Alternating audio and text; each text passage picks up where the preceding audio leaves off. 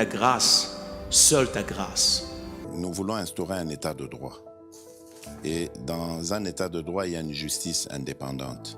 Ce n'est pas à l'individu Félix Tshisekedi de commencer à faire justice.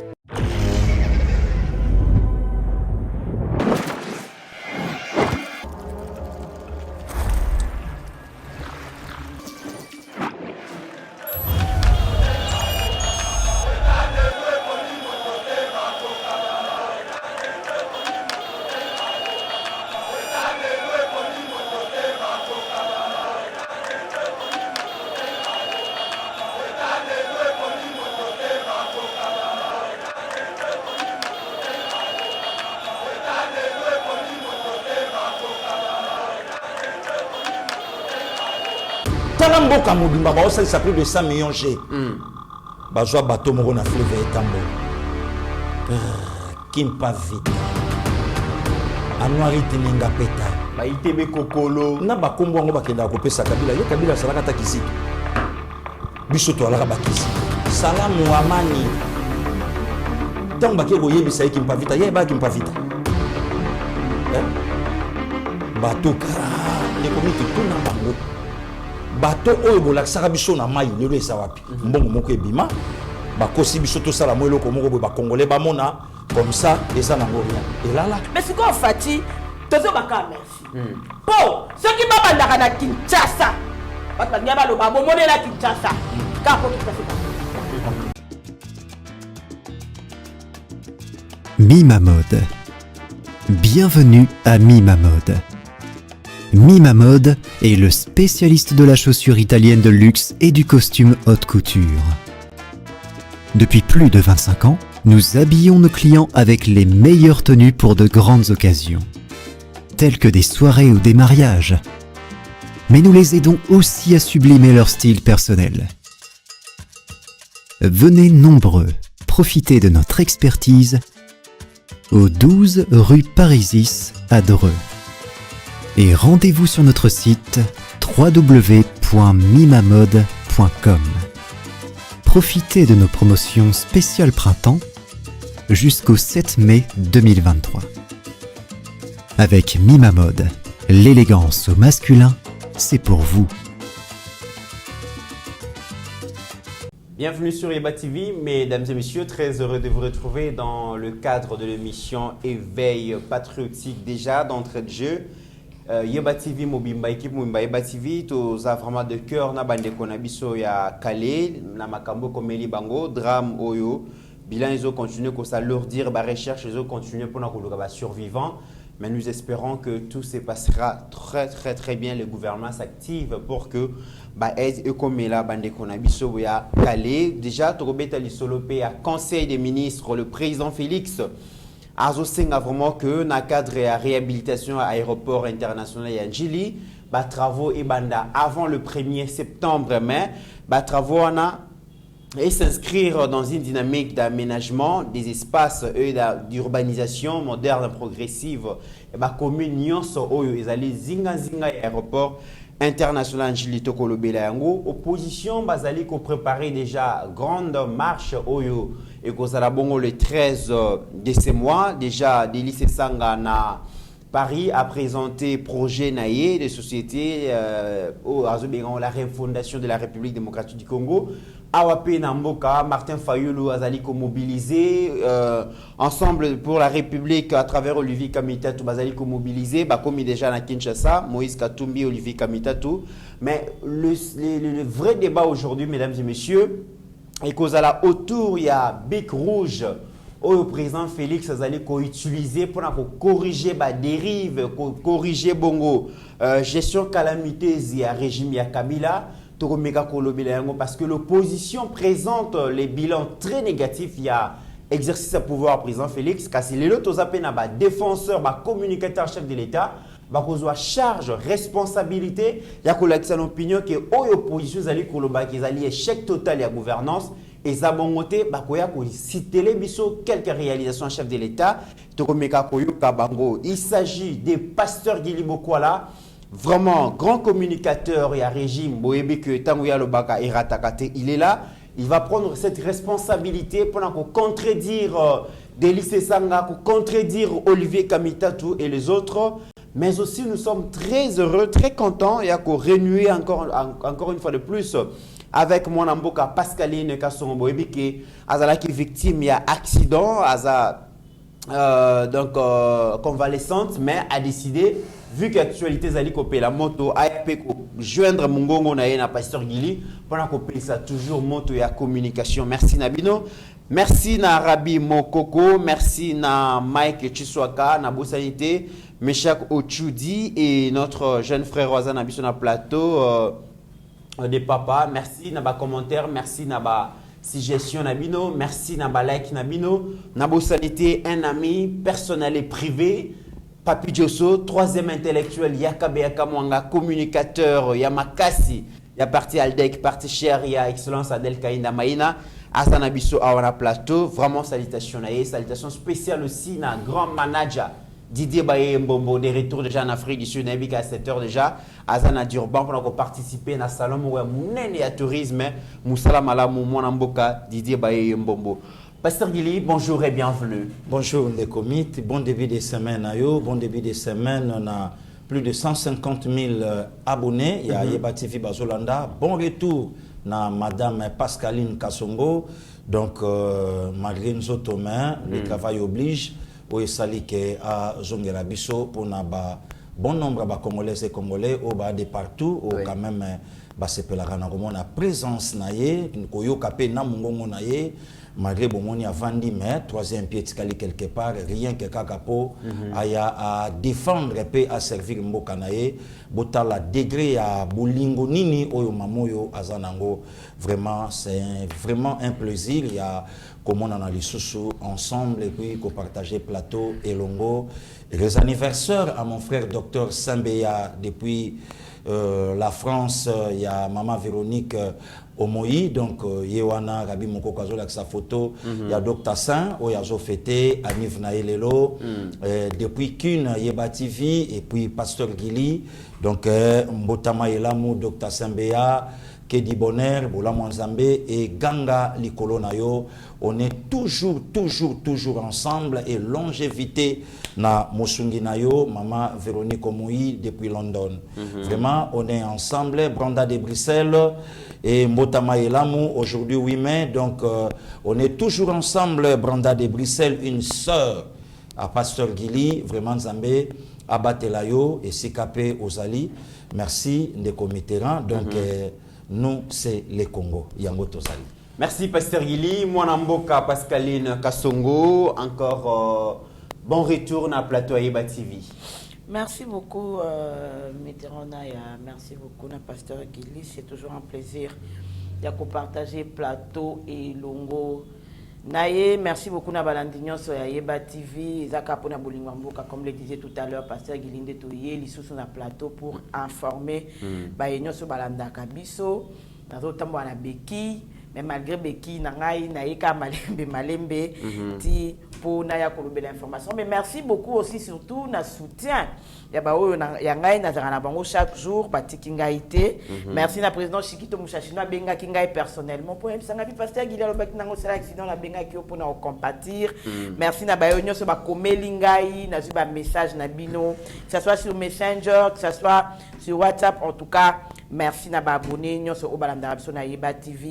Toye lisusu kaka pona kosala musala yango le quoi to lingaka yango et là le quoi ngala le bakanga la soutenir chef de l'état par conviction d'abord tout ça là yango par conviction pour ce to zara ko zila litomba moko songolo pakala na koki ko yatende na zali ko na mo na ba potande mne mo bo na ba beki na ya ofanda awa kitio d'abord ezali kolo na condition na ngo ya confortable mais c'est par conviction que nous les faisons. C'est pourquoi nous sommes là pour informer les peuples congolais. Merci, courage, vraiment mon amboka Pascaline Kassongo, président Chikito Mushashino, Yayombo Tiangwana et Komelayo, vraiment. Nabo CNTP, président Chims. Pasteur Gili, mon amboka Pascaline Kassongo, bota la image oyo, donc mon amboka Rabi Moko Kwazali Kolakisabino, Ezali Bongo, lancement, il y a construction, il y a nouvelle aérogare, il y a Kinshasa. par Joseph Kabila, président de la République, José Makila, ministre des Transports, Chibala, premier ministre, donc, ils ont bon, le 2 mai 2018, bah, travaux les acquis lancés, 2 mai 2018, peuple congolais a mobilisé, sensibilisé, saturé même dans l'image. Na télé 50 pour qui avec pompe. Donc lancement de travaux des millions de dollars et bimaki na trésor public.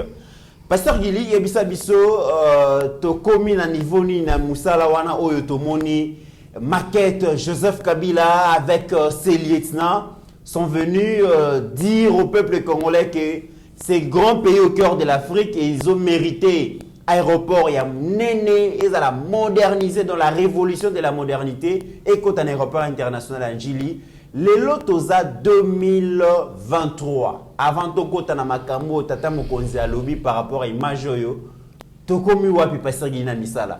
Les commit 5 ans après. Ouais. 2 mai 2018, 8 mai 2023. Et ata libaya il y a maître d'ouvrage, il y a réhabilitation dans l'aéroport international Angili, tout les Kango, lobby Anganayo et Zate. Ah, donc Kabila, na RTNS à l'époque, na Télé 50 à l'époque, na Batunaya à l'époque, Balali Balamuki, Babi la Zate, moi Piaka, Babi mais Raïs, Atali Baletina Nekaningo lobby.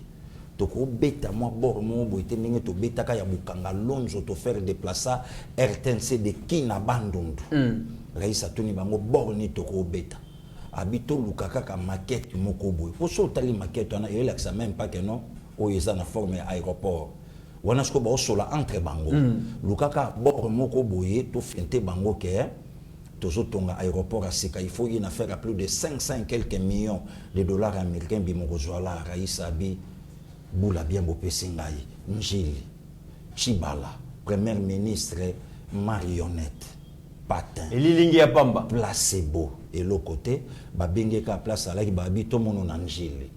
Puisque Nengi Toyoka na ba source, Msou ya la ka dirigé, na ba VPM Msou le quoi José Makila. Yango so remarqué, au moment que José Makila télémi proche à président de la République, mais Chibala moi Moussika. Bah on est pas colocop. Ouais ouais. Pour ça qui ministre à transport et voie des communications. Des communications VPN pour mon acquis, Mawatro. Les comités bah escroquer biso mboka 500 plus de 500 millions et bima zéro. Donc pour la réponse ya bande ko ba Hollande absolument qui nanga Moussika te et loko moko et salamate na aéroport international ya Njili, aéroport ya Suka na Afrique où ils a studio ya biso ya Njili, mais pouvoir à 18 ans et bimi na pouvoir na ba ferme et bimi na pouvoir na ba voiture sur ya nouvelle collection na oka parler kinanga de papa et bimi na ba jet pouvoir à 18 ans et tiki pouvoir na restaurant na avion likolo ngomba et bimi bazo melisa ki lionso les et bimi donc ne commit na babiloko moko boya danger mais o ya biso ya mboka jitunga zéro. Donc réponse nanga ne commettra ba iskoka biso na maquette si le lopeto vanda na maquette.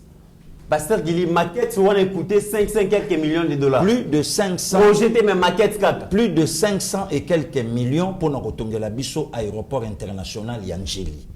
Donc ezala ki cop na bango. Ne commit to vanda awa ba délocaliser RTNC.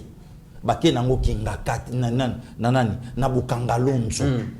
Ne commit nando kan sa bukangalonzo sala ka pembeni. Mukolo to lungwaka awa na mutuka poto kende makamba kenge na excellence Tony Mwaba. Non Tony Mwaba kasadi azolanda biso place azali ne commit na koma bukangalonzo place côté là accident moko ya leli bunga musika boy ne commit ba faire déplacer ka yango pour balia biso 205 millions de dollars américains. Aéroport 500 quelques bukangalonzo 205 millions balia biso. Ça c'est grave. Des comités to suki wanate pour tuninga to komi wapi na Njili. Oui. Na oyebso avato koma wapi na Njili. Barrage ya Katende. Ngai pasteur Gilite. Mokonzamboka pasteur, mokonzamboka papa. Donc soka lobby c'est que likamana fait salama pour ebebisa bokonzi na yete na ndako. Maloba mokonzi ça sacré. Et ça sacré. Mokonzi mboka bi dans 24-36 mois vous aurez le courant. Miba kalamingite. Mais eloko ya mwana te ya kende la kakasai. Et pas va mettre papier Josso. Mais pasteur Gili, Martin Ozolo Babouingana Ebeke, et un slogan Morizalaka, il a dit, il a fait, il en fera encore, pasteur Gili. Mais le comité là, on a tout dans le plateau. Il a dit quoi? Il a fait quoi? Il a tout dans le plateau. Le comité. Alors, le problème, n'a pas de barrage à Katende. Dans 24-36 mois, à estimer. Donc, dans 2 ans, dans 3 ans, Makambe aussi là. On en a 2011, le comité là. Tilelo. Or, les Kambo, il y a Kendelaki. Il y a qui barrage à Katendete. Et il y a qui m'ibate. À Kendelaki, boyebi que je suis candidat numéro 3. Nili Kambo Kendela. Très bien. To joie et l'autre côté. Si qu'on a nous soana et l'autre comme que salamate quand njili ndé salama a au salamote. Très bien. Ne comité là pour la réponse jour pour jour 5 ans et l'autre comme salamate. Donc, ils allaient qui bon le demain 2018 où tu vas célébrer 5e anniversaire et à maquette voilà. Toto mbeli bato nyonso bazala ki wana joyeux anniversaire. Joyeux anniversaire. Il y a vaste escroquerie au Bosala peuple congolais. On s'en souviendra toujours. Le comité bi boulevard no ya limité. Nous n'oublierons jamais. Boulevard no ya limité wana babino na maman Pascaline. Oui. C'est toujours maquette. Toujours maquette. Maquette. Toujours maquette.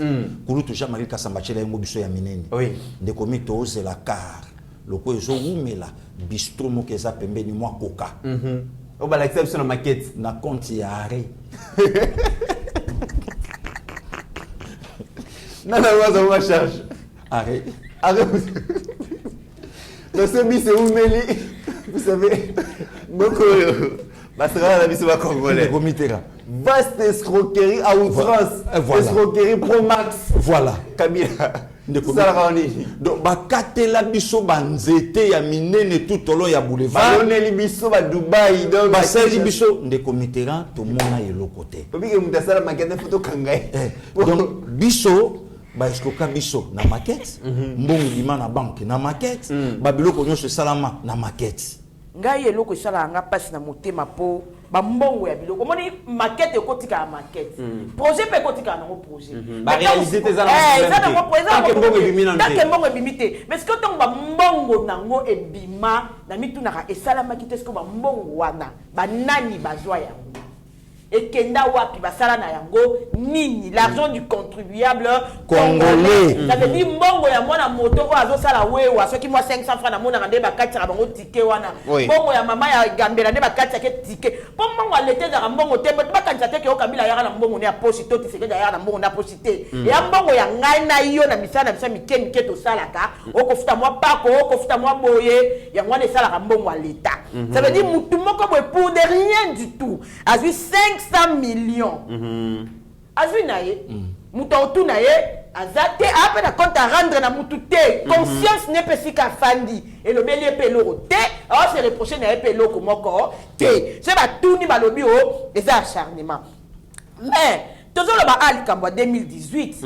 Kabila tant aza ko kende ko inaugurer aérogare, ce qui maquette en aérogare. Il faut y que na 2018 on a glissement. Na 2018 aza na illégitimité parce que na 2018 ba aussi mukendi ba okufa déjà ba Thérèse ba autokufa il y a 2 mois il y a 4 mois ba Thérèse Kapangala ko inaugurer en guise de quoi azalaki nani parce que déjà en 2018 ça faisait 2 ans ou une année je sais pas. Il y a bonus à pouvoir. Il y a bonus à pouvoir. Et puis on commence que en 2018 on a une carte de légitimité on a le 26 juillet je crois 2018 n'est pas joie décret loi et bimisa mosolo ya ko baba futa ba ancien président. Voilà. Donc si 2016 to zalaka ma candidature futa ba ancien président zalaka. Ça veut dire que si to que de 2016 pour que d'élection Kabila zalana il sorti à pouvoir. Okay. Ça veut dire que c'est en 2018 qu'il réalise maintenant que non, pouvoir façon de Kendela. Donc comment tu as donc loi ya ko futa ba ancien président Sikoyo, il faut bima. Donc en 2016 il y a des années donc il y a pouvoir té. Donc en 2018 on a tombé ba ozo bim ça va loi. Parce que en guise de quoi? Bazala ki ba nani. est-ce que vous avez que Basaka na biso? Oui. Et dans tout ça, vous avez azate, vous pas remarqué yango. Azate, vous pas se rendre compte. Azate. Net lelo, yazwaka mbongo azwaka ya ancien président Nangis de quoi? Est-ce que décret kokai ko bima dans 2018 parlement déjà mandat bango silaki 2018 tozo potana awa biso na opposition na bango ba bimiseli on a ba décret loi et ba 680 000 bazali ko soit oh lelo et c'est soldé comme ceux qui 12 500 ceux qui peut gagner. Entre-temps, kaka bango na maquette té. Entre-temps maman il me fallait que zela. Mais initiative plus est au hôpital. Ok. Ça veut dire maman il me qui priorité mais il y a bango priorité. Entre-temps, ça veut dire que biso fallait qui to zela. Ba na biso ba zela. Ba tanga te to fanda na banda kuna ba condition so to fanda ka mais kinga kate tonga maka. Parce que biso to za qui priorité té. Pourquoi pendant 20 ans au régime Kabila ba fandi aw ba kanjaka obomsa o ya te pour parler officiel présidentiel ba bongisa moté pona nini ça veut dire que o ya fala ki ezela mais kinga kati na kashamata et la priorité Kashobo et c'est que soi-disant on va kangaka to le karaté ba comme ça mit na ebité to comment le kana je l'aime n'habite yo soko mona batonga immeuble place batongelo mo banda ko na nyo c'est ka neza ka salité de to yeba ngo kaka donc balito mobotu babimi ndenge tika na de la bramatile pendant 20 ans qu'est-ce qu'on a fait de ces lieux là étaient quoi? Madame Pascaline Ngala Linga Oloba pendant 20 ans, 20 ans, il m'a ramouké, il faut le 4 mandats, 5 ans, 5 ans, 5 ans. 4 mandats. Bon, donc, au président Félix Assisi, un mandat, moi, qu'on a priorité de Sika Moussoussou. Mais il fallait être au Koufame, Kachamate Tonga Manam. Pendant 20 ans, il fallait que ce total à casse aux accords, dernier baniba zik qui s'en va la moto, mais qui y a site à Tonga, la boulevard, total. Est-ce qu'on peut imaginer? Pas qu'il y a site des appels, il y a des choses à compter. Maman Pascaline, tu as mal au banamon, quand nous avons pembe nuana. Le comité Ranaya, to vanda mu komsu ba déplacer RTNC na gare centrale. Babi mon konzamboka azo kwa inauguré et lo komo ko na financement toujours ba 500 millions wana. Pembe. Bango ki na fête. D'ailleurs, na les route lo ko motina le lo to yeba ka former. D'ailleurs, Pasteur Guili, moi mboka Pascaline bozo continuer. Maquette au Bomoni on a banamboka nde tolobi ezaki na le 2 mai 2018. Mais nous avons cherché parce que tant mon konziamboka président Félix Asengi qui ba musala ba retravailler projet wana et ben dans le 1er septembre on a cherché. Le 27 juin 2013 Augustin Matata Mponyo, premier ministre, a procédé à lancement ya nouvelle aérogare, construction nouvelle aérogare modulaire de l'aéroport international Yandjili. Le coût global de ces travaux est évalué à plus de 22 millions de dollars. Ça veut dire qu'en 2018, ils ont eu la deuxième fois Babo Sanaki Kabila Ali Mbongo pour un projet Wana. Babo Sanaki. Mais Babo Sanaki c'est la deuxième fois. Mais on a qu'à José Abima Kenda Mwanda pour nous que depuis Bachali Banga pour ça le José Makila.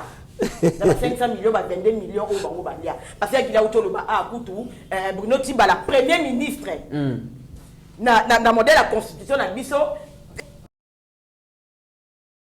Le président, tu as le gouvernement, tu as le parlement. Mais le premier ministre a Tikali Fima, VPM à l'équilibre. Soit tu as beaucoup de choses qui ont des domaines, il y a un transport. Au moins, il y a un ambassade, il y a Maya et Tongami Anami sur la biso. Il n'y a pas longtemps. L'aéroport, nous sommes au Sénégal, il y a Côte d'Ivoire, il y a Kenya. Et Tongami a 20 ans, 10 ans. Et Tongami a la Maman Pascaline, Tozalaka Awa na avant l'an 2000. Et Zalaka na bana moko ya ba métis, ba milate na Victor Banda Osenga Mbongo. Lelo barla lisute basuki na bango lala ilo ba na monde ko na fiston. Wesai. Basuki na bango lala bana mindele, banani bechopien. Tozungulu ya okoma disabeba ngana de comiteran ata 4 fois aller comme retour. Richesse na bango lelo na Éthiopie. Aviation. Toleki, je crois, na février 2021, ne komi tatuni. Tout le monde a avion Toyoka Somo. 120. 120 avions. Tant to zongi, dans une année, babaxi 10. Lelo banana bala acheté, richesse lelo, ya Éthiopie, et ça, oyo bango basali, aéroport na bango, nasala fièvre na aéroport Addis Abeba ndeko mitakendaka même kosomba tina mai kuna maître Papi Josso parce que pona bango ngolo banini pona bango ngolo bake basale société na bango éthiopienne. Donc rotation nyonso ya avion il faut les cap Addis Ababa et mutu nyonso akoza la même na besoin sombata mulanga mai $1 même pas que mucha kotika le pana bango parce que bato wana ba préféra ba isko kebiso yoka.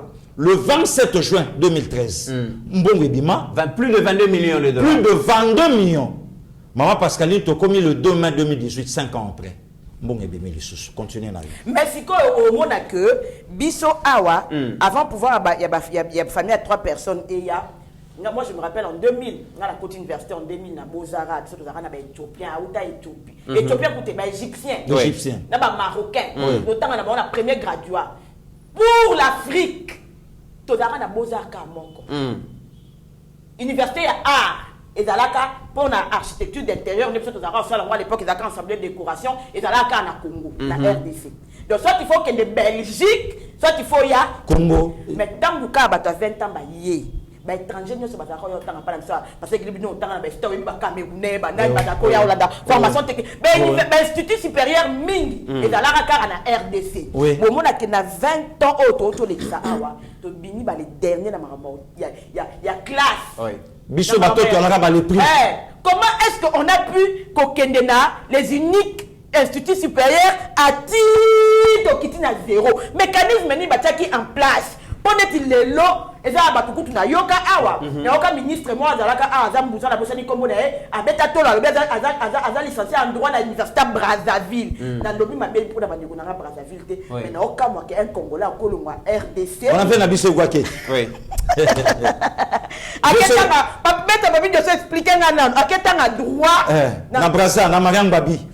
Donc viens dans la soga faille na yena momina ya l'occasion de pamba aller bon abimini na babala ndo bina na ye voilà Kinshasa eza na unique Congo kutu eza unique eza na université Kisangani eza na université Lubumbashi sans compter ba université Songolo Pakala ministre mais mutu azoya lobi CV na ye to boyi te mutako ketanga l'étranger mais à l'époque ko ka kozala bongo te biso to zaka ko yamba ti maréchal Mobutu kuta komi na déclin na ye en terme ya mamba ba classe pour monde zalaka sikopo na koloba na OK Zaïre to RDC ezalaka ya na niveau moko boye siko tala na 20 ans façon to wuti côté to wutaki malgré na déclin maréchal to tikala quand même atana seuil moko boye mais to wuti sika to wutaki wana le quoi akaganda yaka ko libérer biso ponga na ba afdel muté libérer biso ce qui va colo afdel et ça va de grossesse bugera c'est que Kagame mutasala nini a libérer biso exactement musée a fondé afdel voilà donc ba fondateur afdel tant ba ko libérer biso ba zwi biso na seuil wana ba kitisi biso lelo tina niveau OK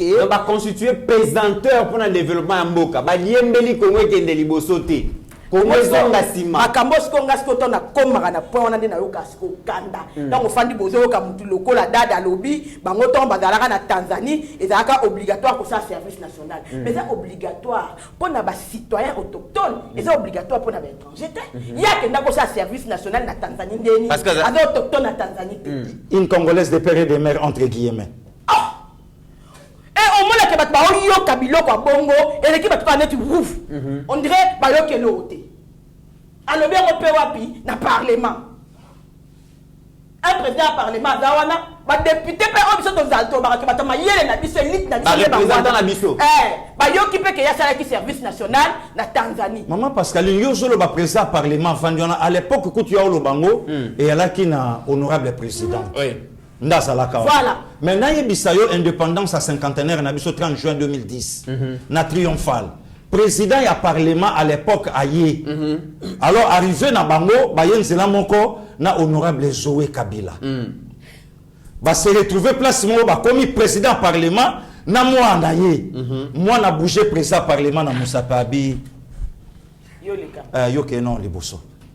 Ouais, bah image ça na RTNC. Ça c'est grave. Président parlement qui a vendu et puis honorable député Siko Ayeyoka commentaire les frères du chef. Na yeba te que ça la titre. Zoka biso bato pambolo. Mais continuez na yo maman Pasteur Mais Guy, non. une question. Tango déjà tozo lo balikambo ya boye. Mais la Kabylie voyageait, Pasteur Guy, à travers le monde. Oui. Bande comme on a quand même dengue, bande comme sous bazoto nga ba aéroport na bango, ils a miroir, ils a porte d'entrée à République démocratique du Congo. Mais tika ko ça le matin. Na conseil le ministre à vendredi, le chef de l'État va présenter société Milvest. Oyo bazi baye vraiment pour basala musala wana. Mokonzi mboka zo tenir à ce que babandango le premier avant le 1er septembre. Avant le 1er septembre. Mais commune Nzinga Masina Njili Kimbanseke Nsele Kinkole Nsele pardon. Voilà, donc ba moderniser, ba urbaniser parce que aéroport quand même les apports d'entrée et sengeli tango ekotongama ba 5 étoiles hôtel ezala wana ba restaurant ya kafu ezala wana. Donc, ils ont vraiment au kiti na pe poboé, au lobby dans un pays à Lumumba, dans un pays à Kasavubu, dans un pays à Kipamvita. Et ça quand même est Sengoyamboka parce que Oyo Kabila Tikeli Biso Sergili, ils ont passé la mort. Ne peut Kabila Tikeli Biso Kabila ayende koboma Oyo ye fala sala. Atikeli Biso l'hôtel de comité ganaya. Puisque le lobby n'a pas maman Pascaline. Si les lobes congolais ba éviter babanda kotonga kingakati quand dire ya travaux nango et je mi koloboni sans aboni bambula boni to surtout kaka pa kingakati dans la révolution de la modernité ezalaka nango pona Congo te mais ezalaka pona espace ya kingakati wana biso toyebaka te de comité na Congo pourquoi mais le mongalien m'a laissé par maréchal Mobutu par le présidentiel et tongami pour la première fois avec Fachi pona ba président nyonso bakoya na sima. Comme ça, Bovandawana. Fachipelo kwa sale kuna pastorieli balobi soko komi kuna roba ko respecter Congo. Mais par les présidentiels. Digne c'est non. Na lobby hein de comité rang. Il faut osala ya mboka. Tala bato bazoka nisa loi de père et de mère hein. Ezaka pona kolongo la fulani pakala. Ezana babilo ke belé oyo loi wana et battre la kamboka. Ouais. Puisque un président le quoi Fachi. Le lot a tiki pouvoir ba mandat na ye makabni nyo sekoki a okende ko fanda wapi a vanda a na Congo avant d'être tranquille mboka na ye et puis à l'aise Kabila tiki solo ko moko te inde comité ran ne ko moko benga na Lubumbashi abi paso ngilio sala kere ngabi ya nini abi Moïse Katumbi atonga ngabi aba abi we Moïse atonga ka école moko ya privé ya ye na golf ya ye moko ya ye. Voilà vraiment mode de fonctionnement. Voilà. Il y a Kabylie. Privé. Donc il y a Katanga té, il y a Batunion sauté. Est-ce que c'est le côté? Rien de comité rang. De comité. Biso veille na kata RD Congo. Ngana alagi na batante dangai bon. Lelo batikinga, bakende kende bakante sera papa. Ba ndako sala nzela mai. Bato on a trace okoye au sentiment que non gambela nyama ekoti ngandombisi zandu kolobate simba sikida kolobate donc je mon ama danger le comique va faire déplacer RTNC talamboka mobimba ba ça plus de 100 millions G ba joa bato moko na fleuve etambol kimpa vita Anuariti nenga peta. Ba itebe kokolo. Na ba kombo ngo bakenda ko pesa Kabila. Ye Kabila salaka ta kizito. Biso to alaka ba kizito. Salamu amani. Tango ba kego yebisa ekimpa vita. Ye ba kimpa vita. Bato kra ndeko miti tuna bango. Bato oyo bolakisaka biso na mai lelo esa wapi. Mbongo moko ebima. Ba kosi biso to sala mo eloko moko ba congolais ba mona. Comme ça, et ça n'a rien. Et là, parce que il y a bango amani ya privé. Amani ya bango ya privé. Le comité renda la l'assistant de Bakouana. Le comité renda la langa ancien gouverneur. Ne coacheli kunda olandanga to benga na katu moma nan de Christian Lusakweno. Ancien gouverneur à ville province à Kinshasa, azolobake a Yemoko a tongi 300 écoles awa.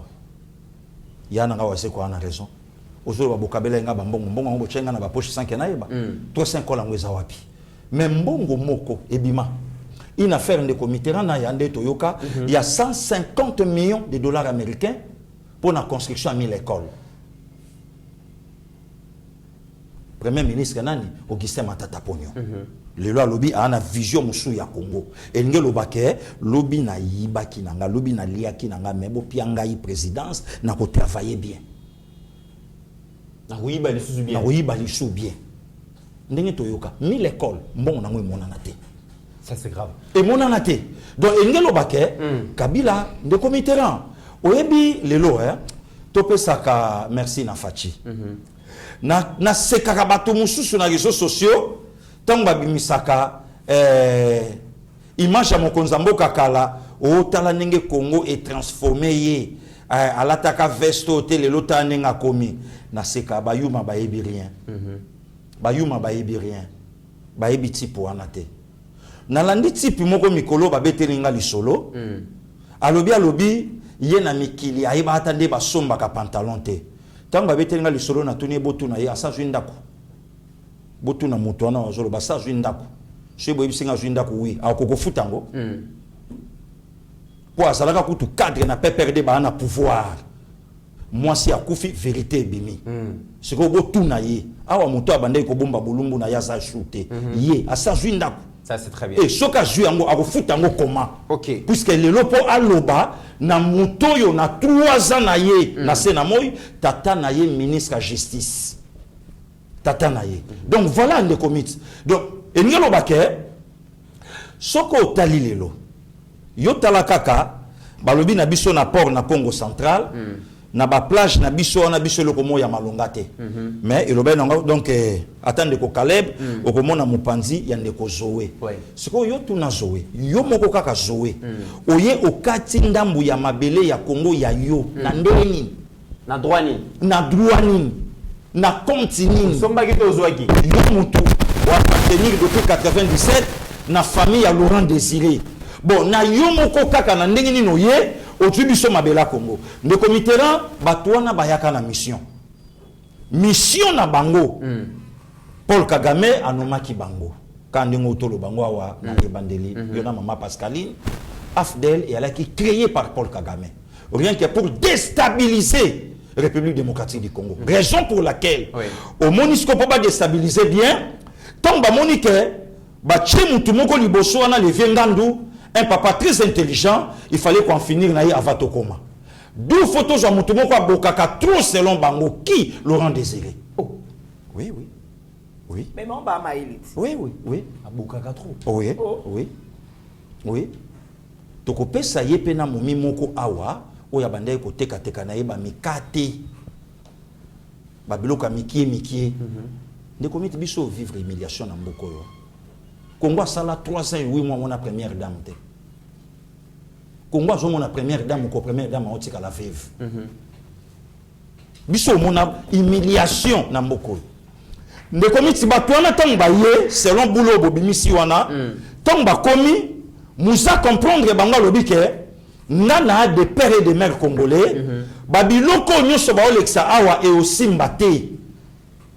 Ne komiti ezana bato mususu ti Kabila koma président ba ya Congo te biso vivaka ne comité biso vivaka le 26 janvier 2001 prestation ya serment ya Pamba pour RTNC à l'époque azwaka séquence wana ya moi Joseph Kabila ne comité exercice salama comme pas possible ndenge peto yoka donc bazwa ba image ata 10 après ba yobeta fiko encore comme Alekin allez ba ko na ote oyeleka et à la scandalé to fa babiloko wana très bien ndeko mi tolali tolamuki na parcours ya mutu mutu ayeko se rendre compte ba yebisi ozalaka lipasa na 2011 abakisi kombo alipasa akotisi yango ndeko mi biso vivre humiliation na mboko oyo to vanda boye mama mokonzi ya mboka makambo mariage bandi ko salama ndeko miti kozala etike eza mabete eza lisumu te na mboko biso tozwi grâce à kozala distinguer première dame abotama tata na sa mabele donc lelo esika tata wana azopema na kimia nyonso nayebi te soki na lola akoyambaka mwana na ye abi okomaka mokonzi te nakomaka mwasi ya mokonzi merci bayebisaka nga ndeko miti biso ova na kata mboko tozwa vice-gouverneur à ville province à Kinshasa à l'époque Christophe Musungu 8 mois na libumwa mama na ye oyo nakenda kotala ti lelo nzamba pesi mama na mikolebele papa sa kufi donc mwana botama ndeko miti oyebi pasi ya bokola mwana aza nano bebe sko ti ambassadeur a Hollande biso ayebi tata ayebi eka na kombo le 15 février 61 ayebi na grande sœur na ya lindaka mingi Émilie Musungu ayebi ka bango na mama na ye donc ayeba tata te lelo batu wana bakoma batu mais tovandi awa mariage ezo salama na mboko oyo bazo constituer les premières dames famille ndenge toyoka la constituer la de famille. Oui. Oh. Ntabo ta mariage na famille. Baba mbela mutu famille ba constituer famille na ndenge ndeko miti bazo constituer biso bana kisasa bana côté ya Avenue Kasavubu wana bana ba Mariano bakimbango kotoyo tozalaka kaka na nan en fait na société ya transport moko oyo kisasa mobimba so zana posa kokende Matadi Boma Chela Mwanda côté wana papa Puela bindela tala bisi mulai. Je crois que face à la papa ya excellence Fabrice Puela ministre des droits humains. Oui ayambanga bien ndako na benganga à l'époque azana au député. Ndenge toyoka tata na kufaka po aboyaka na ye kondima. Aboyaka kondima nini? Aboyaka kondima nièce. Aboyaka kondima ko yokozala membre ya famille. Nièce. Na ebiete. Oye ba yete podani. Yo za noko. Abi me noko asansa boye baba nankasi. Me monankasi na yebiete. Yo zo ayikaka. Lokolo yebiete alekende. Oh, akende seka biso soto okende lobi. Eska David alobaki. Akende. Tala babiloko biso viva na mboko yo. To viva babiloko wana awa. Donc engelo bake batu wana tito zalakana bango awa. Kongo aza na danger moko permanent. OK. Même nos vies. Même nos vies. Ça c'est grave. Yango moni de comitera en résumé Kabila tika ko sa akoka pe ko sa le loko mon côté mais à reçu na privé bango nyonso ye une équipe na ye de comitera so hôtel même bateau nyonso le loba où il a pouvoir tala bango même mode de vie. Même mode de vie. Tala bango nyonso. Katumbi risque na privé. Katumbi mutu malamu na privé. Katumbi mutu malamu na batu boye. Et tout ça boye na boye. Mais je dois témoignage à Katumbi même na lushi. Okolela. Okise matata. N'en parlons même pas. Donc engelo bakende de commit. Batu wana bayaka na projet. Ya quoi appauvrir ba Congolais. Bango bakoma na mbongo. Yango pour votre information ne komiti biso kolaka mama zolu kampio dia ken économie du peuple nga mama na so aboko libiso na Thomson na wenza bayaka akokende soit na lisala ou soit na zandu na économie akeya sombi to alaka na ba papa dokolo ba papa mavivana. Donc si Kresoko luki yango masanga partout OK au somba ezali mais lelo ne komitera ba congolais c'est congolais batangelanga commerçant moko yo tala kaka mutu oyo alaki dauphin ya PPRD olé asala te école asali hôtel mauvaise intention. Mauvaise intention pasteur Gili na likambuni tala kaka président de la République, candidat président de la République, à sal hôtel ou à Pinakindo. Ce que yo tunaye, ba place yon soyo leki, au saleli ba congolais minité, à sali bis hôtel, pour y que Kindu pasteur Gili aboyate. Ça c'est ça. Voilà, ça c'est grave. Mon amboka Pascaline, est-ce que ça sera écoyer ba pour corriger mafia Magui il y a 27 juin 2013, il y a 2 mai 2018. Parce que Balobi Fachi apparemment a un bic rouge, a corrigé la gestion calamiteuse. Il y a Kabila. Gestion calamiteuse ou on a les regard à Fachi à côté Makambongo. Je crois que et que ça les matos et que ça la troisième frappe. Biso to pesa akanja be merci to lubango mikolo so Fachi azaka na mandat za mission. OK. To lubango mikolo nyonso. Omoni quand tu parles de la gestion calamiteuse, écoute na mona ngo ils ont convenir na roté. Ba géra qui te ba bomaki kaka. Pour gestion il faut na nous oza appel na intention. Ba za ina intention ya obongisa te, ba za ina kuna bango de ato benga ka bongo. disons, pour monter mon robot, ils ont déjà bien préparé. Mix. Tant on est à côté là, ngai na lingato qui n'a pas de détails. Pour te comprendre que c'est la souffrance de biso et que outil. Au début que so fan dans na couloir avenue du stade, to fan dans na flambeau. Oui. Tellement ma barre et place là te même ta musique à tous à pasteur au tanga makila on suit tanga quand on est comme ça on se retrouve on se retrouve quand on met tata likolo boyo la musique. Oh mais dès oh ah c'est pour dire pour oyo qui motel et ça dit que la foi fait de ce qu'on attend. Voilà. Si ko batouana t'es pas parce que na bango na ba intention ba bomana patriotisme na biso. Yo ko imaginer que na Kinshasa a modèle to comme banga poison. Babi poison uta est. Babi poison uta Rwanda. Yebisanga combien de bakufa en poison oyo kana est. Beaucoup na siège. C'est que to nga to fanda to kaka chaque jour. Kuna bakufa na poison. Na film. Parce que pesa na bilan ya batu oyo na Rwanda to na Goma to na Bukavu to na Est bakufa na poison chaque jour. Et donc na encore batu ya par hasard ndenge mikolo no c'est ezalaka na mokili. Mais ba ye ba kotisimission na ba conscience. Ba kotisimission na conscience que poison est régné mikolo. Poison est régné mikolo. Poison est régné mikolo. Si ko to moni yango te, mais tellement to yoki kake poison est régné, poison est régné. Et comme ça na fait na pasteur Gili, attention benga c'est poison. Pour ba kotisimission. Ça veut dire bah contribution parce qu'il était sûr que écoute tellement la mutuelle que to kambwana biso moko mais solidarité entre la kino mais bango ba kolo poison parce que poison na raté pour nani. OK Bango ba kolo poison to fa na bango à 20 ans yo ka kinata matanga onde kona bango mo akufaki okuza akufaki tata mwasi akufaki noko akufaki mama leki akufaki bon ma na famille bien pendant 25 ans bozana matanga te bazongo luwa si ko pa ide wana ya biso ya poison ela ya biso wapi na minute o mita tata to anoka boy so zongi pa no yo kam tout passe premier jour deuxième jour to kanza ko tata malaria te babenga biso ça la test wa et puis parce que biso ba batalo so to tinda yo que ça non test donc on a commencé par ko bebisa mitu na biso ba bebisi mitu ba longoli biso o le ba kotira biso eloko eza patriotisme ya ko ba na biso ke ko eza mboka kitoko ko eza ya biso bendele ya lokumu non ba kotira ba lomo ya buzoba.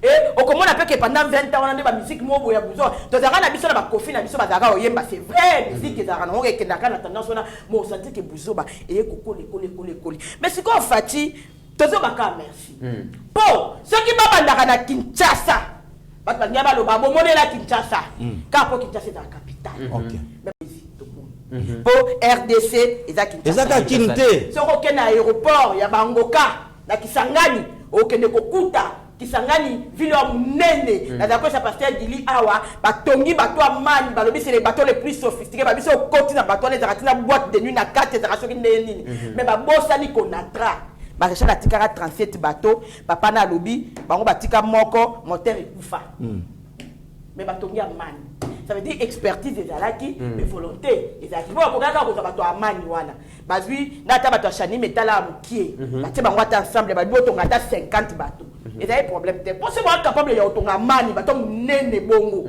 to bino botongi ka ya privé bongo parce que ino ke ko tamani filete mu koni soda ke ko tamani na feuille de route voilà Quand on est dans l'armée, militaire se déplace à la feuille de route. À matin en train, à matin en transport, à matin en transport fluvial, à matin en même l'avion, oui. Avion coûte ma frappe, ils sont batata pour la Congo Airways en 2015. Parce que ça a plus de 10 ans à pouvoir. Et puis il y a 3 avions, mais mon corps de pied décollé Kenda. Et sont gâtés.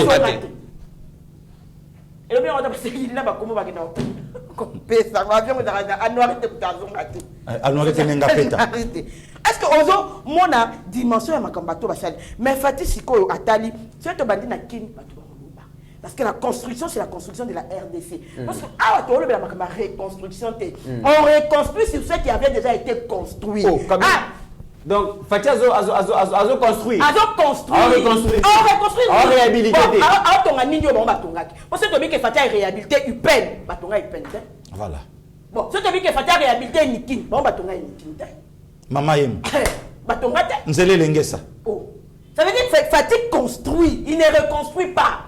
Bon bah quoi la tête que tongaki après que ba congolais ba saleli yango de usé de bino boyo réhabilité. Aujourd'hui, na peine ba réhabilité quand mais ba tongi. ba nouveau bâtiment na INBTPA wa ya biso ba réhabiliter ka te me ba tongi. Est-ce que Kabila d'accord le kawana te?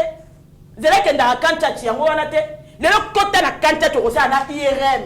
Oh ba tsa ko futela o futi ticket pour que ça la IRM na mboka mo. Na poto. Mais ba tiango na kata hôpital militaire na kata RDC la Kinshasa. Lelo so okena janso sen na Lubumbashi na Okatanga. Oui. Parce que ndo baka Kinshasa to mona ka ke Kinshasa. To lobela Congo, to lobela Congo. O ngana lobaka province par province. Batongi no to kendaki ana biso na ba passer ki na lola bana bino nyonso to mona aéroport ala. Batongi no kisanga ni variabilité. Na itour nde baza a asphaltage et au salama banzela plus de 8 km de GC Salamaki. C'est en dernier, quand on a soka un mandat à Fati, d'ailleurs, qu'on a un regard, il y a Kinshasa. Pour nous, la priorité est tellement élevée. Mais tout ça, là, ndambo. L'école, en termes de l'école, le Mitterrand, to koki kolobate pour modèle de l'école et tongam. Batongi tina école na mboka ya Laurent Désiré Kabila sika abotama na Nkoro. Pendant 20 ans, bana Nkoro baza otanga na mandala. Et sika pe ba na Jeannette Kabila abotama. Le 7 août. Batongi école tina Nkoro.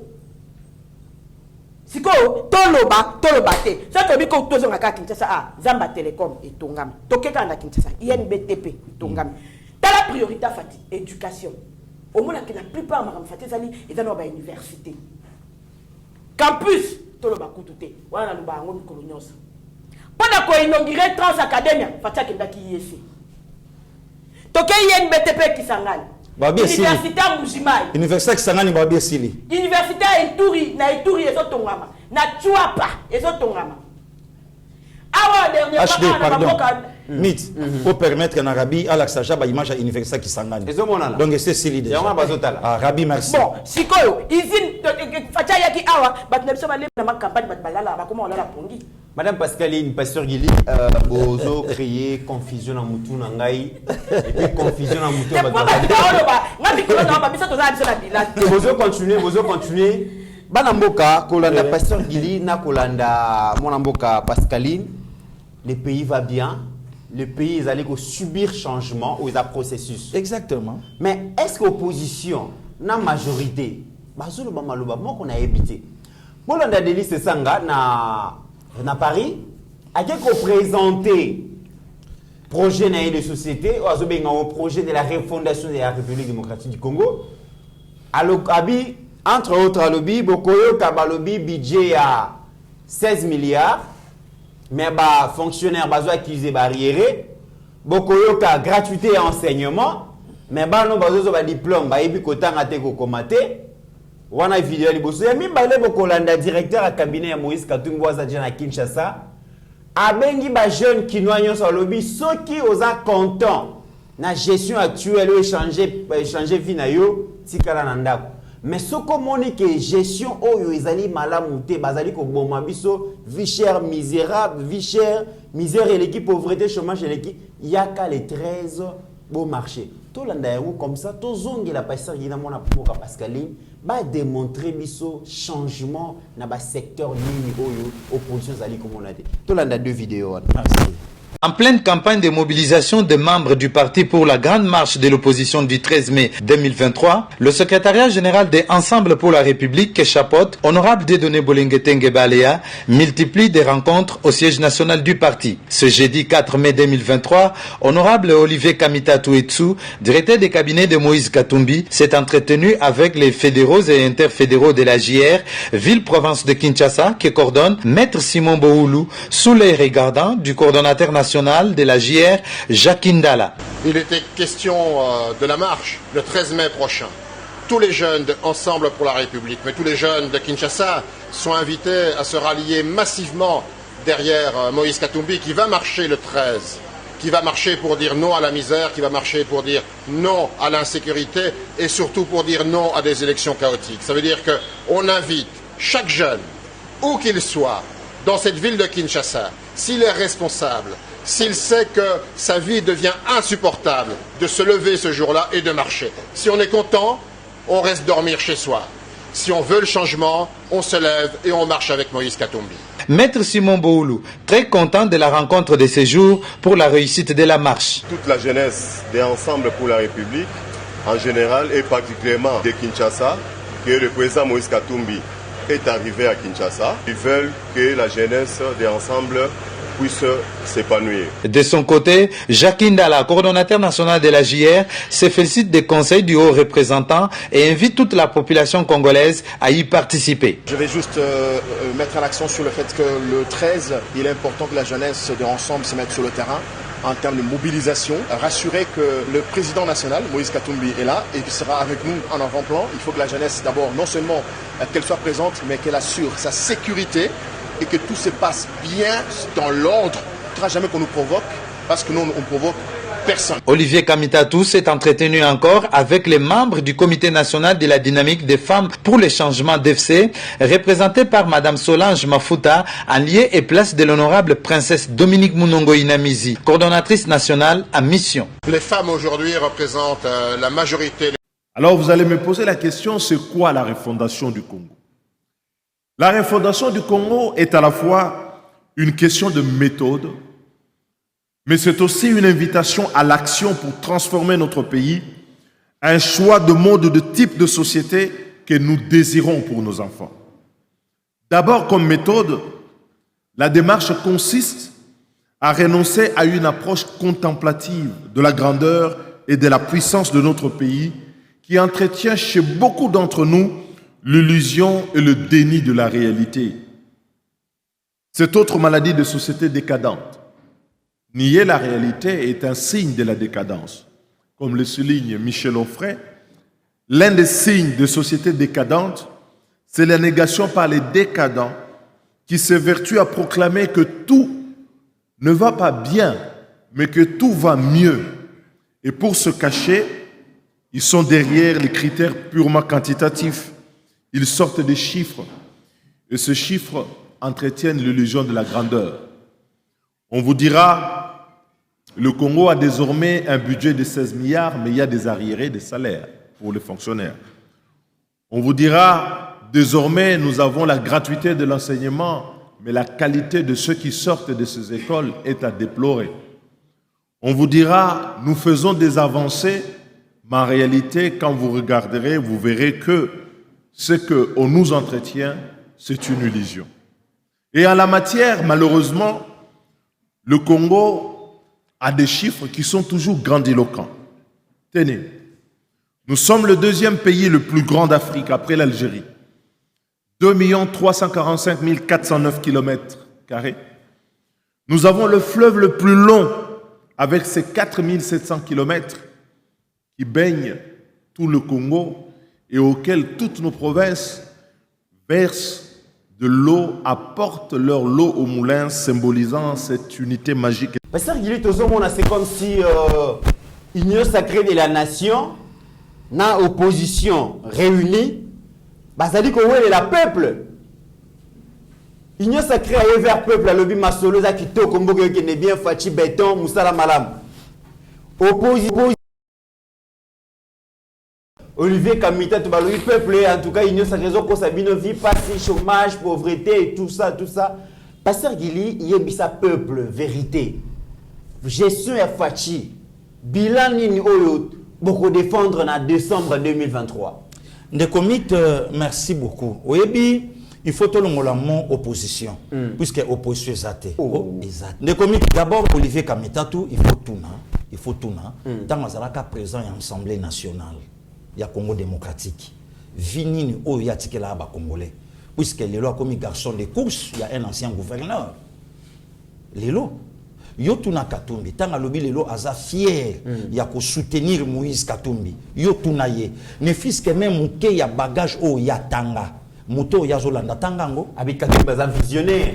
Avec Katumbi c'est le changement. Katumbi c'est les réponses aux problèmes des Congolais, Pasteur Guili. Azalaka bongo na MX avec Koluto Jean-Pierre Bemba, a trahi Ake et pas Joseph Kabila, il est parmi les cofondateurs de MP, majorité ceux qui présentent ceux qui nini, il y a Olivier Kamitatou.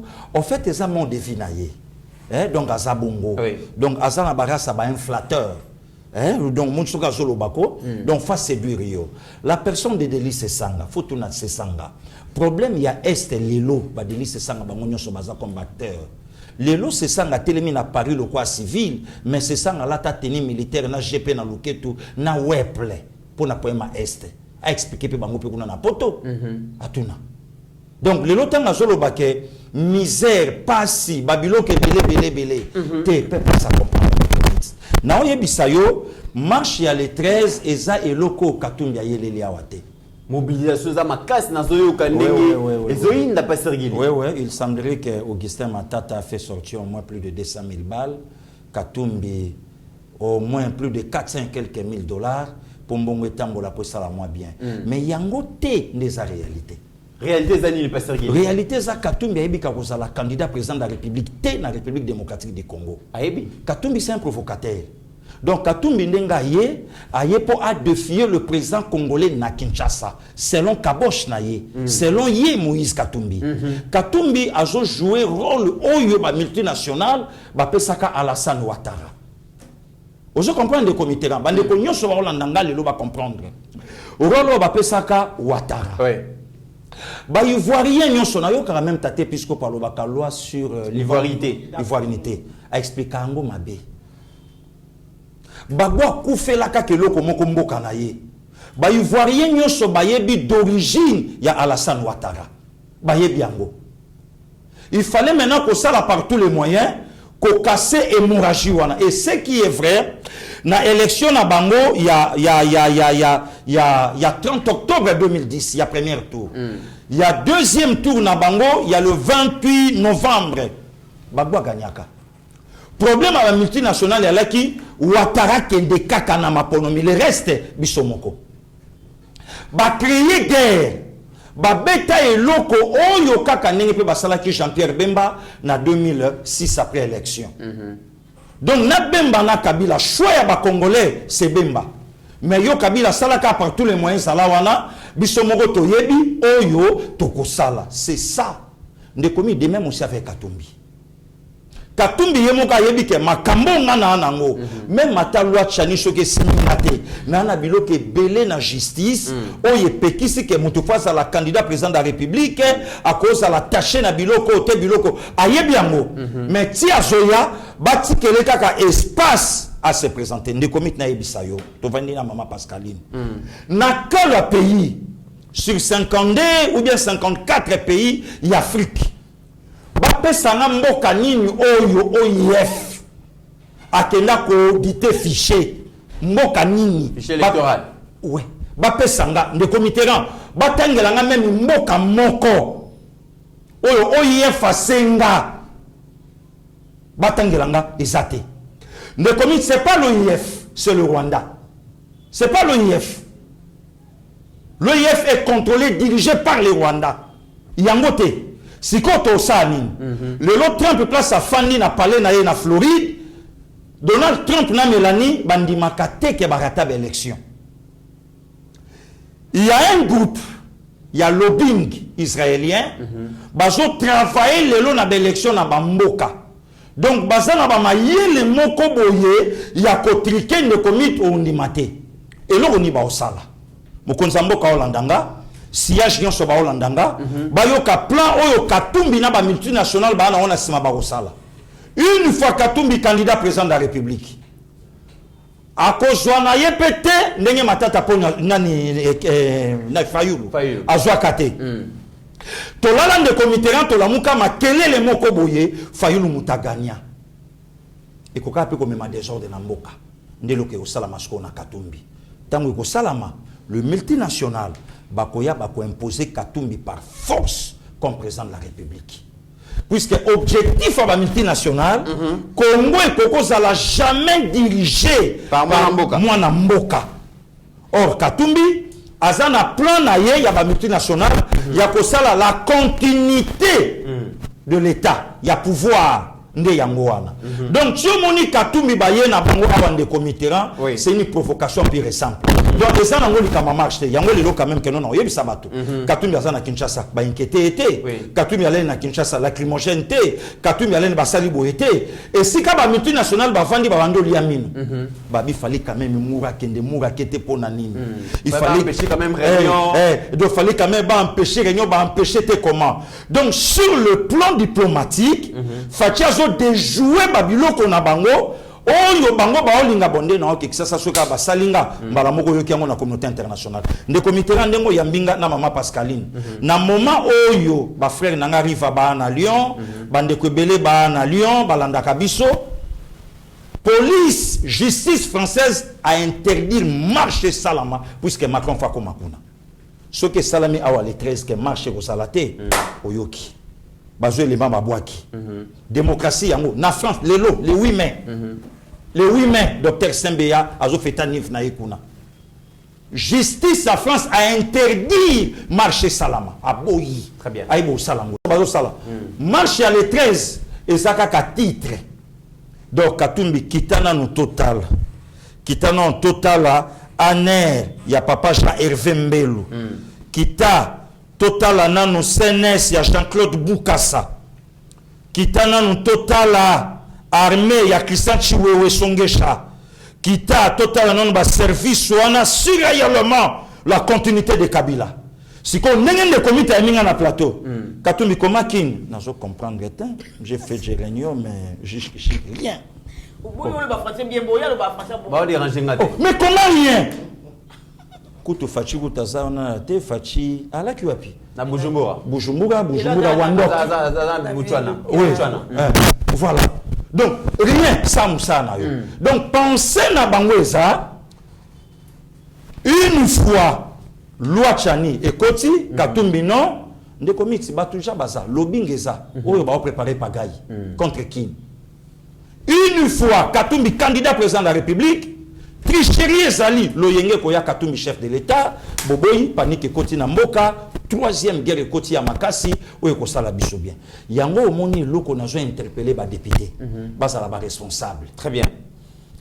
Donc, il y a un moment où Mongo Moko est capable de côté même dans le Parlement pour loiner les catés. Très bien. Mais Batala Mboka na bango. Mesdames et messieurs, Tozo Kende vraiment la souka émission tant que Makamboze Belé, on attend que les gars de comprendre déjà na régie bazo yebisanga ke na atterrir alors qu'il y a le comics n'a biso le moko pardon au pesa ndeko na biso ya mwasi maloba to vanda maman li va sala vidéo moko o laksaki am le kwa na biso il était na tindela maman Pascaline a interprété maman li va loba maman li va kenda lobi tina mwasi oyo mokonza mboka kozane to yeba auta wapi na famille toyeba pe via mokonzi ya mboka na eboteli ya bana maman li va edaki biso puisque libango ya bambaki ayebaki te ke ozongela bango na moment oyo toza na un candidat président de la République autoproclamé déjà na mona na une congolaise te ça c'est grave même il y a coup perdu et tout est côté et ça te maman li vunta yebisa biso na congolaise asate officiellement Rwando burundaise tokoti belge siko ndeko Mitterrand maman livre membre réunion sacrée maman livre kasayeni te tondira za la paix kasayeni pas za la kanyasa général Oleko Aza parenté na ba maître papi Josso puisque aza nièce ya général Oleko oyebi ke maman livre pas ma frère de père et de mère soki na Congo central azali soki na Kasai peut-être pas ba MC Okito ba DG Shadrack ba parenté na DG Shadrack na ba pasteur Raphaël Kinyamba soki na Est na ba Pascaline soki na Est ça ba Pascaline donc le ça qui a quitté la Équateur ça c'est grave. Yoka. Donc, vous avez partagé dans la province. Moi, je Pascaline, tu commune à Souka émission. Mais non, c'est pas possible. La proposition, le bilan est dramatique. Le bilan est très négatif. Bazo bata manasima ba chiffre d'après les listes sanga pour la cause à peuple que ma campagne malam amélioration alors qu'en réalité zéro. D'après Olivier Kamita, il faut marcher parce que les pays sombres sous la gestion du président Félix. Parce que nous avons un avis contraire. Mais Denis, c'est ça avant il y a des chiffres ya pamba et que ba oko sabatu. Il faut abandonner ko yebisa biso plan guerre là nini parce que y a un membre effectif ya RCD Goma, ou il y a dissident ya CNDP, il y a dissident ya AFDL et consorts. Combien 23. Ça veut dire plan ya balkanisation ya RDC. Ya yebi yango parce que bon ba kotaka makambwana. Pas pour servir la nation, pas pour la écolo, mais pour servir leurs propres intérêts. Les gens parlent de Kagame, mais il y a des gens qui ont été assez proches de Kagame. Il faut pas y avoir cette vérité sur le plan de la balkanisation et la RCD. Tu te vois, Bakichanga, Bakishiche, Maramino, Badeli, c'est ça, bien. Lui, en tant que moi, dans mon cas, il fallait qu'il y ait un fanda, il y a critiquer Tshisekedi, c'est moninga, la fanda na batuana. Dès la fanda la bango, la comarati colonel, plan ya balkanisation ya RDC dalaka, boye.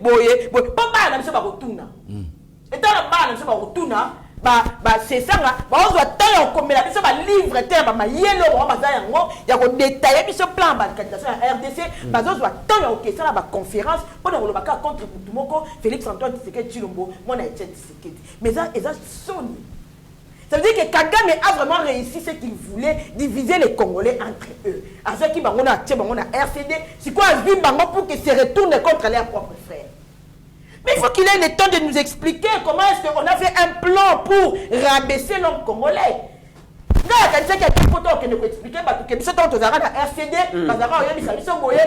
Pourquoi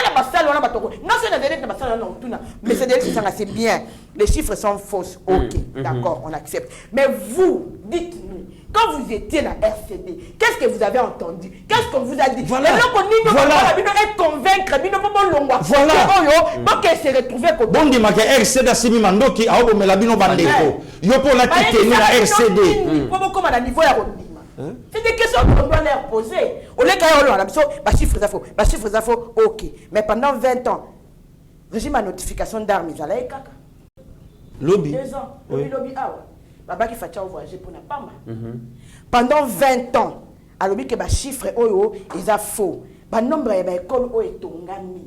Na autour ba aki batongiti na ngoro et pas ya musée Laurent Désiré Kabila ba hôpital so to bito tonga totanga totangi kanta totangi Jason Sende totangi mama yemu totangi ba hôpital no se tonga na intérieur oyebi ba opposant congolais il faut même la reste batongi l'armée surtout que opposition ezande Kabila Katumbi Matata Ponyo ba wana msuba zango bango ba odiembila to compter bango te opposition de Yangwana. Il faut expliquer au peuple congolais. Au moment où biso sika to tikela ki mboka. Bino moyen bo vivre sengwezate. Pour mon toto pesi. L'opposition tangi Kabila Katumbi na Matata Ponyo. L'opposition tangi Kabila. Oh, kasi aza opposition. Kabila te. Kabila za na forme patriotique. Kabila d'après Moussitou Kabila Zali allié à président Félix. Azolinga ko participer dans le processus électoral pour allier na Félix à sa deuxième mandat. Bon, d'accord, mais le quoi azan na front patriotique n'a fallu que fallu la opposition to côté ci na 4. Nazo ba bon pour nani. Ba faut pas expliquer bon non, est-ce que biso to tika mboka muto azo ya ko bimisa bino eza moi pasi bon mon esengo pour nani po mythe. Batu o batika batu su baza a bazaka na 25 salaires. Azo salaire na EPST, azo salaire na ministère à mine, azo salaire na budget, azo salaire na santé, azo salaire, ils ont fait autant ça, ça là rapport moko ça. Parce que ceux qui yo moko ont déjà 25 salaires. Koto aura 8 millions, Kuno aura 5 millions de francs congolais, Koto aura 3 millions, Kuno aura 15 millions. On vivre en opulence parce qu'il y a un désordre.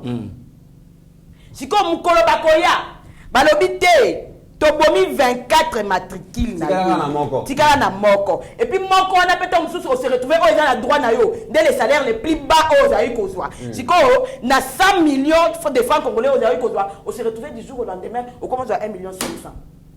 Au Lobakembo qui est tam. Au Sepelatin. Mais c'est clair, est-ce que magie est là pour te expliquer Batou wana de bazo vilipender pouvoir parce que mais ça doit vivre dans opulence ya moyibi. C'est que vraie image ya mboka ndenge zalaki ya ngonde zo bima. Pendant 20 ans ceux qui avaient 25 salaires au thé andaka vivre ndenge ni. C'est que ceux qui les lots na salaire coûte moko, ils ont réussi qu'on vivre moi seul ya vie. C'est que ce qui est meilleur c'est ce qu'on vit maintenant.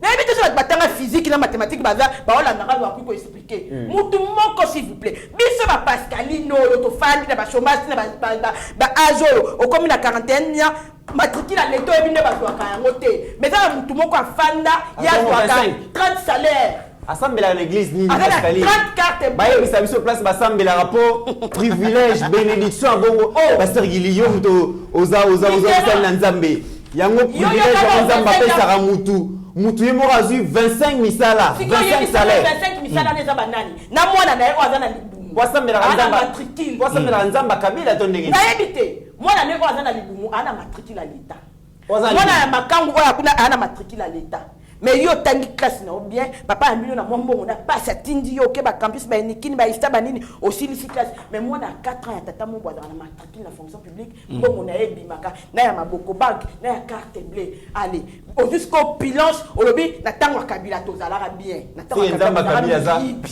kabila zara égoïste na émission na tango kabila tozalaka ne miyibi sikonde ba komo zongi sabino sikoyo bo vivre vraie réalité à RDC et alors quand ndenge balobi tango Laurent Désiré Kabila yaka azwaka ba ministre de sabito ko futa ba soda neti combien bon couper ça ba moi te ba $100 bien OK d'accord la prochaine nanya ministre azu ba $100 a teli ba monyo sur na enveloppe bino pe le roi ba ministre OK vivre na on a $100 ba monyo on passe et ande makambu facha osala ya on ndembo kezo ki mabe pour l'opposition sikoyo opposition pour la bango il est mieux tozonga na ba 25 matricule ba bazai kozwa ya musala sala te ya komboka ekota quelque part bana kasinyo sa koti sa bana ba makangu nyo sa koti tozonga bongo ndenge lelo o ba restructurer fonction publique te bongo eza mabe il faut to tika bato na ba yiba biso poto zalaka na bato miyibi lokola déjà to ara na moyibi da kombo e banana baka bakawana nyoso na ebite biso baka bakome banana bakanza mais faut délivrer biso nzambe maman online pe na papa online basula kufa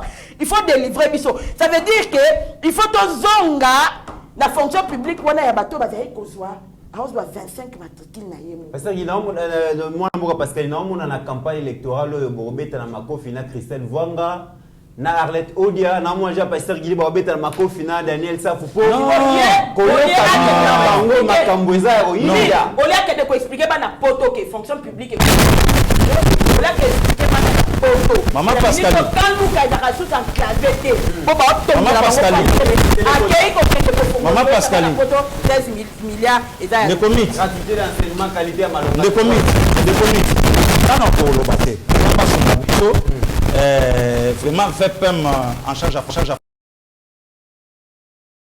biso porte afon la biso porte aye biso miracle ni na sali d'abord un à sa 40e ministre il y a fonction publique il y a mbokoyo depuis bande wana tilelo pour aya kolongola ba congolais et kai na misu poto yeba makambo miso biso sko to bandi ko yeba lelo le comité na ko ndana safu na ko sona na Vwanga ou bien Pascaline na sona na Vwanga lelo ba te belé ba regretta même de ba pesa Vwanga voir pour on a déjà na moi déjà campagne électorale le kalelo na plateau kwa tanga kombo akatumbi donc tito banda ko vanda ko zela yo Vwanga nzoka ja basi ba somba kayo avant même obotama avant même comme député donc so somba maka ça na prix mutuloko la safu na ko swana na yendenge ni député azoleka na plateau pour abanda ko fingaka mutu bato nyonso bayebi ke atala mutu a député te nde komiti lelo bato na bakondi matin maman Pascaline na bosani likamba carte visa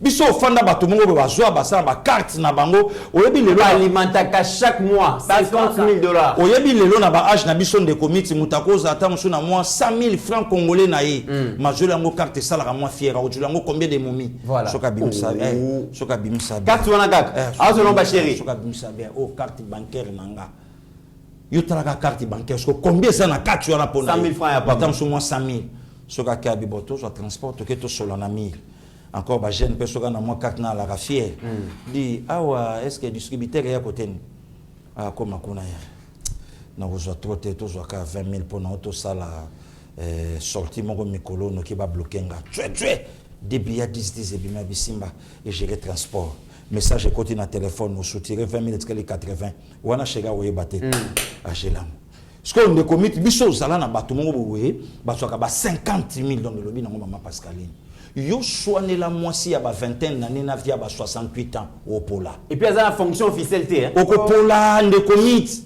à Otindaye. Eh bien, si on a mon irange, mon bachango combien? Au 45 habitants. Gold. Avec carte gold. PC papa habitants soit 48 000. Ce que Talangaï Pastel Guilibou, il faut la DG, alors qu'il a moi moukié, au monde qu'il n'y a pas photo, il n'y a pas match. Au moins 500, 800. Non, cocaté. Si ko Babylon konyo soana. Et ça la mette ndeko miti mboka oyo. Il faut ezalaka na bateau bakolo bakemboke kufi. Les loyo, toza c'est le pays. C'est le pays. Même les États-Unis, mapa et mati. Plateau à maquiller mati, na bamboka lokwa ba tchada wa carburant mati, le lo quand même photos à la ka fier na ba ministre ba hydrocarbures lokwa ba budimbo. Ba gérer carburant. Jeune wanda zo bunda de la ministère na ye. Faut quand même tous à la fier. C'est ça nazo parler na likambo ya enseignement. Bana na ye batanga en école ni ya l'état awanaki. Mais il y a un ministre zo bunda. Oyo to moni na atelier ake kotala une affaire il y a 6000 bancs. Pour 6 provinces. 60 000 bancs. Voilà, 60 000 bancs, merci. Rébellion est foutue à Makassi. Bon, on a foutu à une rébellion. À ton gars, t'as école pour la monnaie à Louisa. Bande de monnaie à Louisa. Ça, il y a un centre hospitalier. Attends, c'est là. Voilà le comité là. Donc, il faut comprendre que c'est normal. Oui. On dirait pouvoir na biso. Moutejo là la moi ce qu'on remarque les comités en 2023, la majorité à bateau n'y a pas de photos. La communicateur, la journaliste opposition. Donc bateau basa moins distrait. Bateau en dambo na biso. Difficile à bateau sur le téléphone. Apparemment pouvoir et ça. Et puis c'est l'opposition. Difficile à refongoler la biso pour ta cabinet moko. Toujours ba élément net il y a VPM Jean-Pierre Liao. Le lona na koko bunga musalo yo tato ya sali. Mais soko sengi ba fongo la porte, VPM ayebi pasteur Gili, ayebi Eba TV. Mon mon entourage moyen beaucoup tesate. Bloqué. Soko sengi kotoyo na économie. Ah, ba tout autour avec Vital Kamere. Moyo côté ça te soko sengi na finance moyo côté ça te or bato ba ko so belema biso mais bato ba pe sa bango belema ne bato ba bombi ba document de comité rendez-vous juillet rendez-vous septembre rendez-vous octobre est-ce que bando la kisa ba juango wapi ba juango na sillage ya bato na biso c'est ça très bien voilà banga ga Eba TV pona nini soki tozo betela bino ba porte ozo ba information. Vraies informations. Moutafingi chef de l'État, a joué avion en Gilake, a joué courage ya kokende ti esiko mokonzambo katanga pour asala makambo nyonso ya Kongo. Kongo na ya wana monité. Ya Kabila ya la. Yo to mona ko journaliste à opposition, a finga chef de l'État tongo mibiko. Ma voyager na frais d'émission ya ministère moko, au titulaire ya ministère wana aya IDPS. Tolo banini. Voilà. Pouvoir les alliés armés opposition contre le pouvoir. Soutien Fati par conviction. Très bien. Mesdames et messieurs, nous sommes arrivés à la fin de cette émission. Rabi Mokoko, tout ça, il est combien 30 minutes ici, déjà qu'il est 1 heure. Donc, mesdames et messieurs, nous sommes obligés à 4 émissions. Pasteur Gili, mot et clôture pour aller. Non, merci. Les comités, on est toujours ensemble. Et si ka oyo makambo malamu ezali les comités dans biso il faut to bonga mapolo kuté ko tambola makasi yo tala kaka makambo eleki na stade de martyr tozalaki maman Pascaline na ndako voilà musalo et salamaki